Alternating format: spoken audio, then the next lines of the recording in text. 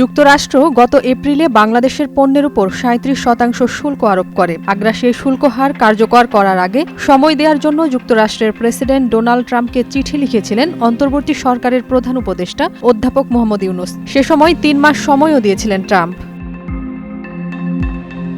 তবে ট্রাম্পের ওই ৩ মাসের সময়সীমা শেষ হওয়ার আগ মুহূর্তে ৭ জুলাই তা আবারও বাড়িয়ে আগামী ১ আগস্ট পর্যন্ত করেছেন। যুক্তরাষ্ট্রের সঙ্গে বাণিজ্য ঘাটতি নিরসনের বিষয়ে সমাধান না হলে ১ আগস্ট থেকে যুক্তরাষ্ট্রে পণ্য রপ্তানিতে ৩৫% শুল্ক দিতে হবে বলে সতর্ক করেছেন ডোনাল্ড ট্রাম্প।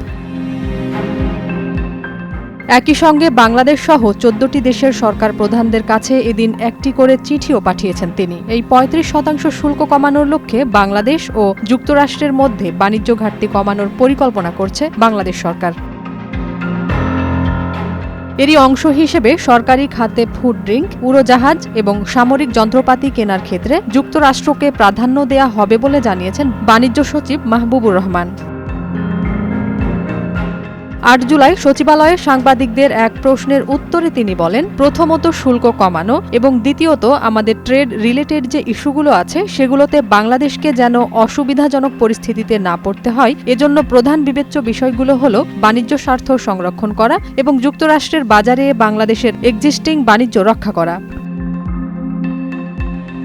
তিনি আরও জানান, আমাদের কাছে যুক্তরাষ্ট্র কিছু জিনিস চেয়েছে, সেগুলো হলো শুল্ক, VAT, supplementary duty, regulatory duty, এগুলো যেন আমরা কমাই। এই সমস্ত বিষয় এনবিআর এর সাথে আলোচনা করার পরে সরকারের অন্যান্য অংশীজনদের সঙ্গে বসে চূড়ান্ত সিদ্ধান্ত নেওয়া হবে।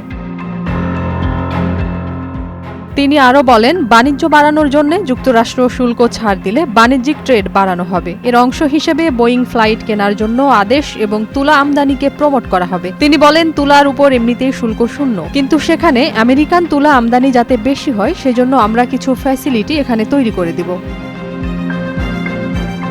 ডোনাল্ড ট্রাম্প চিঠিতে উল্লেখ করেছেন, যদি এখন পর্যন্ত বাংলাদেশে বন্ধ রাখা বাণিজ্য বাজার যুক্তরাষ্ট্রের জন্য উন্মুক্ত করা হয় এবং শুল্ক, অশুল্ক নীতি ও বাণিজ্য প্রতিবন্ধকতা দূর করা হয়, তাহলে এই চিঠির কিছু অংশ পুনর্বিবেচনা করা যেতে পারে।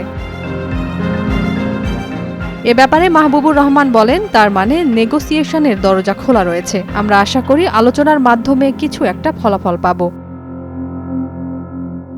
নাজিয়াত রুনা, নয়া দিগন্ত।